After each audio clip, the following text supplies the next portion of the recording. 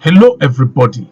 Good evening and welcome. Permit me to bring you back to a key news item that was overlooked, probably because it is not news that had to do with a star or news that had to do with nyash and breast.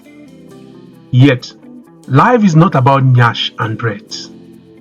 There are other things that matter in our society that we can learn from them. 6 days ago, something happened in Osun State. And that thing which happened takes us back to the Bible. The Bible passage that has to do with the woman with the issue of blood. The Bible tells us that this woman was sick for 12 years of serious bleeding. And when she heard that Jesus was passing that way, she said to herself, "Today is my day. If only I can touch." And behold, this woman, despite challenges, struggled and touched Jesus. On touching Jesus, she was granted audience because of her heroic action. What happened in Osun State between Governor Adeleke and the young lady, the puff-puff seller, is in another way the same thing that happened in the Bible. This young lady, whom I will not pronounce the name here, was just a puff-puff seller. She heard the governor was going to come and thank the people because of their support to him. And behold, she said, "Today might be my day." She did not just go as a beggar. She did not go as a helpless person. She went like someone who had value, and her value was in her puff-puff, and her value was what was her gun, her weapon to catch the attraction, the attention of the governor himself. And behold, God being so kind, that day was her day. The governor saw her, brought all her puff-puff, and even gave extra money, because if you listen in the video, she was telling the governor that my puff-puff is 20k, but the governor gave 50k.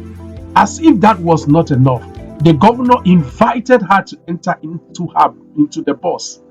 And from there, she was questioned. And behold, it was discovered that this woman was not just a puff-puff seller. She has a certificate in home economics. In another word, she was and she is a graduate. She is somebody in the cookery. This woman who went to school, had her certificate, did not fold her hands to wait for jobs to come like many are doing. She said to herself, "I must be useful in my own little way." And that is what has happened to give her the chance she had on that famous day with the governor.